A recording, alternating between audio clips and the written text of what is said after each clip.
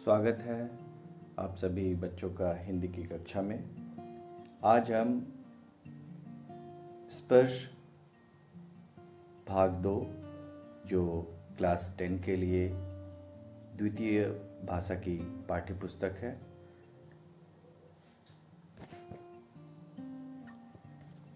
इसके अंतर्गत संत कबीर के द्वारा लिखी गई साखियाँ हम लोग देखेंगे। सबसे पहले कबीर का जीवन परिचय हम लोग देखते हैं। कबीर का जन्म सन 1398 में काशी नामक स्थान पर हुआ था। इनके गुरु का नाम रामानंद और इनकी कविताओं में सामाजिक चेतना की भावना रहती है। सामाजिक चेतना यानी समाज को जागृत करने की भावना, समाज को अज्ञानता से ज्ञान की ओर ले जाने की दिशा। इसके बाद इनकी कविताओं में, इनके दोहों में, इनकी साखियों में धर्म के बाह्यडंबरों पर तीखा प्रहार होता है, यानी मूर्ति पूजा या फिर किसी भी तरह का धार्मिक स्थल पर जाना इन्हें कहीं से उचित नहीं लगता। और इनका जो ज्ञान है वो अनुभव पर आधारित है, यानी जीवन में जो देखा, जो सुना, जो समझा उसी पर ये विश्वास रखते हैं। किसी भी शास्त्रीय ज्ञान पर यानी किताबी ज्ञान पर इन्हें विश्वास नहीं है। और इनके अनुसार ईश्वर एक है, यह न किसी धर्म से है, न किसी विशेष संप्रदाय से है और इसका कोई रूप नहीं है। इनकी मृत्यु 1518 में मगहर नामक स्थान पर हो जाती है। अब हम लोग बढ़ते हैं कबीर की साखी की ओर। साखी शब्द का अर्थ होता है बच्चों साक्ष्य, यानी प्रमाण, सबूत। और ये जो साक्ष्य है ये प्रत्यक्ष ज्ञान पर आधारित है, यानी जो आप देख रहे हैं, जो आप समझ रहे हैं, यानी एक गुरु के द्वारा शिष्य को दिया गया ज्ञान, वो क्या है? साक्ष्य, प्रत्यक्ष ज्ञान है। आप उसे देख पाते हैं, अपनी बुद्धि से समझ पाते हैं। और पहले ही मैंने बताया कि इन्होंने अनुभव ज्ञान को महत्व दिया है, न कि किसी शास्त्रीय किताबी ज्ञान को। और साखी में चूंकि इनकी जो भाषा है अलग अलग भाषाओं का मिला जुला रूप है। इनकी भाषा में अवधी, राजस्थानी, भोजपुरी और पंजाबी भाषाओं के शब्द भी पाए जाते हैं। तो इनकी भाषा को पचमेल खिचड़ी कहा जाता है। खिचड़ी आप जानते हैं कि खिचड़ी में बहुत सारे चीज़ों को मिलाकर बनाया जाता है, तो इसे खिचड़ी कहा जाता है। उसी तरह इनकी भाषाओं में अलग अलग भाषाओं का मिश्रण रहता है, जिसके कारण इसे खिचड़ी कहा जाता है। और बच्चों अगर देखें तो इनकी भाषा को सदुकड़ी भी भाषा कहा जाता है। अब साखी जो है वास्तव में दोहाई आप समझिए साखी को। और इस अध्याय में कुल 8 साखियां हैं। क्रमबद्ध तरीके से हम लोग देखेंगे। पहली साखी की ओर बढ़ते हैं। पहली साखी है, ऐसी बाणी बोलिए मन का आपा खोए, अपना तन शीतल करे औरन को सुख होए। सबसे पहले इसमें जो शब्द है जिनका अर्थ आपको जानना चाहिए। बाणी, बाणी का अर्थ बोली। आपा यानी अहम, अहंकार। खोई यानी त्याग करना। शीतल, शीतल यानी ठंडा। औरन दूसरों को, होई होना। तो बच्चों ये कुछ शब्द थे जिसका अर्थ आपने देखा। अब इस साखी का अर्थ देखते हैं। ऐसी बाणी बोलिए मन का आपा खोए, यानी ऐसे वचन हमें बोलने चाहिए। कबीरदास जी कहते हैं कि हमें ऐसा वचन का प्रयोग करना चाहिए, ऐसी वाणी का प्रयोग करना चाहिए, मन का आपा खोए, यानी मन के अंदर जो अहंकार है, मन का आपा खोए। ऐसी वाणी बोलिए मन का आपा खोए।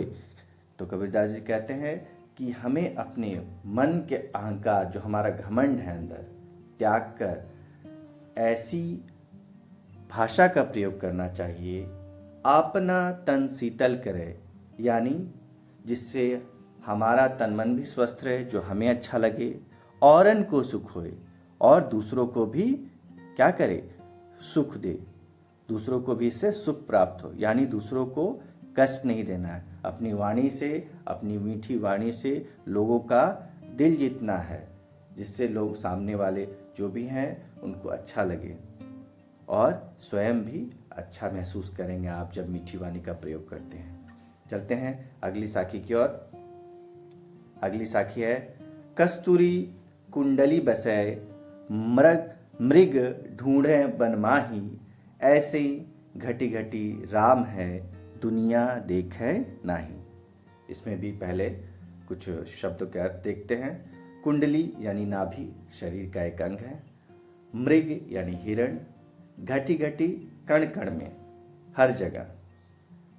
अब देखते हैं, कस्तूरी कुंडली बसै मृग ढूंढे बन माही, यानी कबीरदास जी कहते हैं जिस प्रकार एक हिरण, कस्तूरी एक प्रकार की खुशबू होती है, कस्तूरी की खुशबू को कहाँ ढूंढता है, वन मतलब वन, जंगल में ढूंढता फिरता है।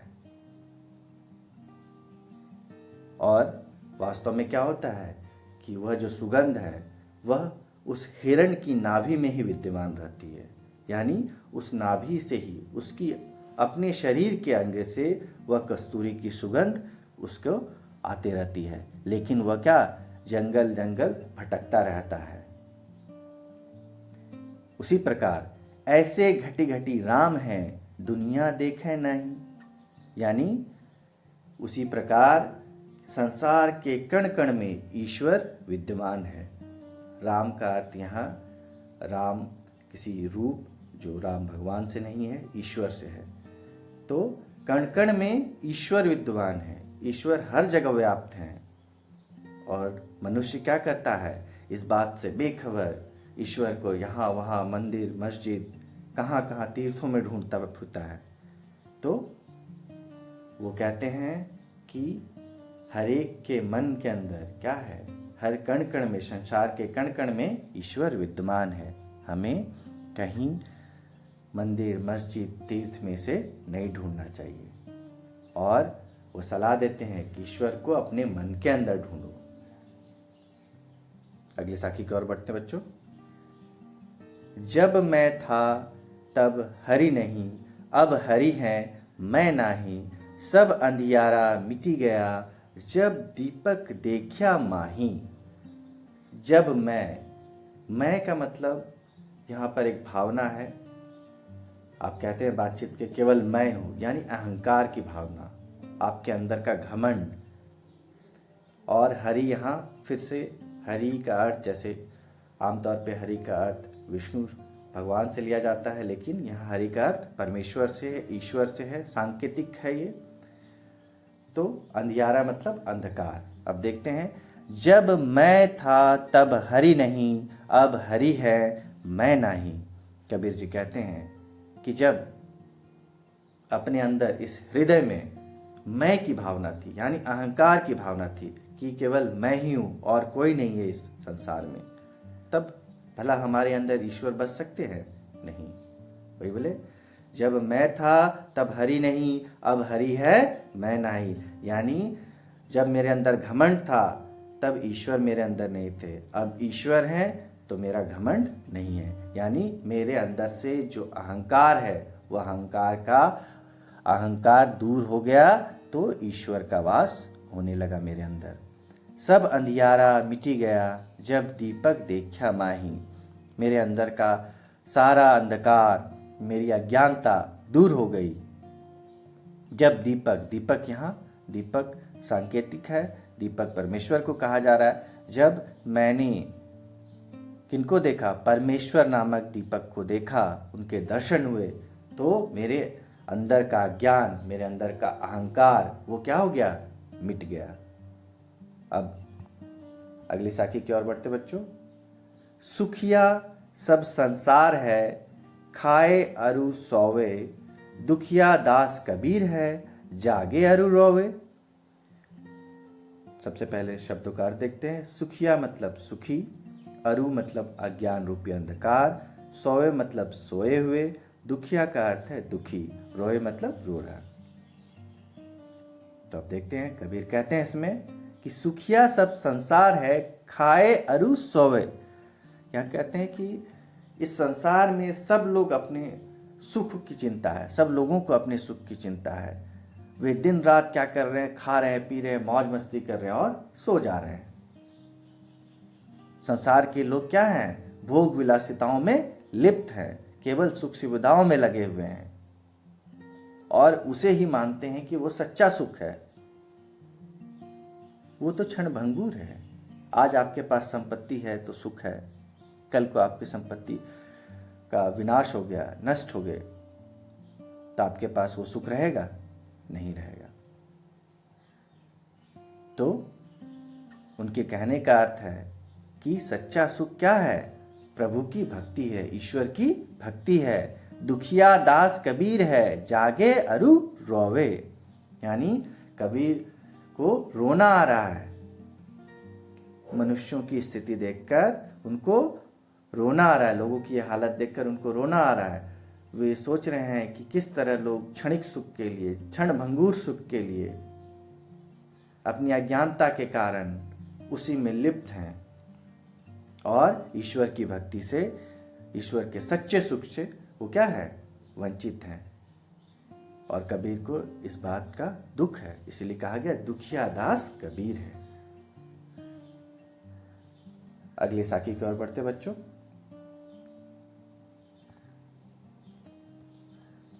बिरह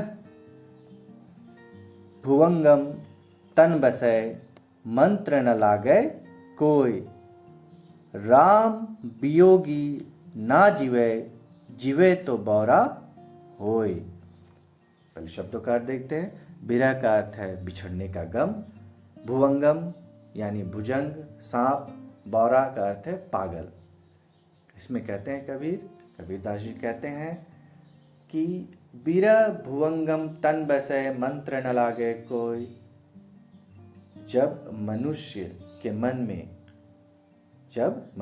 मन में अपनों के बिछड़ने का जब गम, वो क्या करता है, भुवंगम तन बसे मतलब भुवंगम सांप बनकर क्या करता है, लौटने लगता है। अपनों की जो चिंता है कि अपने कभी बिछड़ जाएंगे, वो क्या करता है, वो पूरी तरह सांप बनकर लौटने लगता है। मंत्र न लागे कोई, तब इसका कोई इलाज नहीं है, उस पर कोई मंत्र का असर और न कोई दवा का असर होगा। राम वियोगी ना जीवे, जीवे तो बौरा होय। राम फिर से यहाँ सांकेतिक है, राम का अर्थ ईश्वर से है। तो उसी तरह ईश्वर के वियोग में मनुष्य जीवित नहीं रह सकता है। और यदि वह ईश्वर से दूर होकर जीवित रहता है, ईश्वर के वियोग में जीवित रहता है, तो उसकी स्थिति कैसे हो जाती है, बौरा यानी पागलों जैसी हो जाती है। तो यहाँ कहा गया ईश्वर की भक्ति की प्रधानता है, ईश्वर की भक्ति करनी चाहिए, ईश्वर से हमें दूर नहीं रहना चाहिए। अगली साखी की ओर बढ़ते हैं। निंदक नेड़ा राखिए, आंगणी कुटी बंधाई, बिन साबण पानी बिना, निर्मल करे सुभाई। निंदक का अर्थ है निंदा करने वाला, नेड़ा का अर्थ है निकट, आंगणी का अर्थ है आंगन, साबण का अर्थ है साबुन, निर्मल का अर्थ है साफ, सुभाई का अर्थ है स्वभाव। यानी कहा गया निंदक नेड़ा राखिए। निंदक जो आपकी बुराई करते हैं, जो आपकी निंदा करते हैं, उसे क्या रखना चाहिए, नेड़ा यानी निकट रखना चाहिए, पास में रखना चाहिए, बिल्कुल अपने करीब बिठा कर रखिए।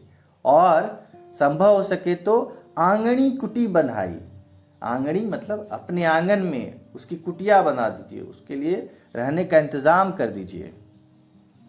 बिन साबण पानी बिना, बिना साबुन, पानी मतलब पानी जल, बिना यानी बिना साबुन और पानी के निर्मल करे सुभाई। ऐसे लोग हम लोग क्या करते हैं, साबुन से अपने हाथ को स्वच्छ रखते हैं, अपने शरीर को स्वच्छ रखते हैं। तो ऐसे जो निंदा करने वाले लोग हैं वो क्या करते हैं, वो हमारा स्वभाव जो है बिना साबुन पानी के, बिना हमारा कुछ खर्च हुए क्या करते हैं, उसको साफ कर देते हैं। क्योंकि जो निंदा हमारी करते हैं वो क्या करते हैं, वास्तव में हमारी बुराई करते हैं, हमारी गलतियों को बताते हैं। तो हमारे अंदर जो भी गलतियां होती हैं वो अगर हम सुधार लेते हैं उस निंदा से, तो क्या है, यह बिना साबुन और पानी के हमारा जो व्यवहार है वो क्या हो जाएगा, वो स्वच्छ हो जाएगा और हम अच्छे और सच्चे बन जाएंगे। अगले साखी की ओर बढ़ते हैं। पोथी पढ़ी पढ़ी जग मुआ, पंडित भया न कोय, एक आशीर पीव का, पढ़े सुपंडित होय। शब्दों का अर्थ है, पोथी का अर्थ है पुस्तक, मुआ का अर्थ है मरना, भया का अर्थ है बनना, अशीर अक्षर, अक्षर यानी यहाँ ज्ञान से संबंध है, पीव यानी प्रिय। कबीर जी कहते हैं पोथी पढ़ी पढ़ी जग मुआ, यानी मोटी मोटी पुस्तक पढ़कर मनुष्य मर गए, मनुष्य चले गए संसार से, लेकिन कोई पंडित नहीं बन सका। एक आशीर पीव का, पढ़े सुपंडित होए। मतलब, और यदि किसी व्यक्ति ने एक अक्षर किसका पढ़ लिया, प्रिय का, यानी प्रिय कौन, ईश्वर। तो ईश्वर प्रेम का जिसने भी एक अक्षर भी पढ़ लिया हो वह क्या करता है, वह पंडित बन जाता है। वह क्या हो जाता है, पंडित बन जाता है। यानी अर्थ है कि प्रेम, ईश्वर प्रेम ही एकमात्र सच है, और जो इसका, जिसे इसका ज्ञान हो गया वही वास्तविक पंडित है। अगली साखी की ओर बढ़ते बच्चों। हम घर जालिया आपना, लिया मुराड़ा हाथी, अब घर जालों ताश का, जे चले हमारे साथी। यानी जालिया का अर्थ है जलाया, आपना अपना, मुराड़ा जलती हुई लकड़ी, जालों जलाऊं, ताश का यानी उसका। कबीर जी कहते हैं हम घर जालिया आपना। कबीर जी अपना घर अपने हाथों से जला दिए। यानी यहाँ घर जलाने का अर्थ है कि उन्होंने जो संसार की मोह माया है, ये जो मोह माया के बंधन का जो घर है, उसे कबीर अपने हाथों से जलाकर ज्ञान की प्राप्ति करते हैं। लिया मुराड़ा हाथी, मुराड़ा का अर्थ है जलती हुई मसाल, यानी ज्ञान की मसाल। अब वो ज्ञान की मसाल उनके हाथ में है, क्योंकि उन्होंने अपने सांसारिक मोह माया का त्याग कर दिया है, सांसारिक मोह माया रूपी घर को जला दिया है। अब घर जालो ताश का, जे चले हमारे साथी। अब वे उन लोगों का घर चलाएंगे जो उनके साथ चलना चाहते हैं, यानी वैसे लोग जो मोह माया से मुक्त होना चाहते हैं, वे जो लोग ज्ञान की प्राप्ति करना चाहते हैं। अब अपने हाथों से कबीर अपने ज्ञान रूपी मसाल से उनका घर भी जलाएंगे, यानी उनके मोह माया रूपी घर को जलाएंगे और उन्हें भी ज्ञान की प्राप्ति होगी जो उनके साथ आएंगे। इस प्रकार बच्चों हम लोगों ने देखा कि ये 8 साखियां हैं जो हम लोग यहाँ देख रहे थे। उम्मीद करते हैं सभी का अर्थ आपको समझ में आया होगा। फिर अगले अध्याय के साथ हम अगली कक्षा में मिलते हैं। तब तक के लिए पढ़ते रहें, मुस्कुराते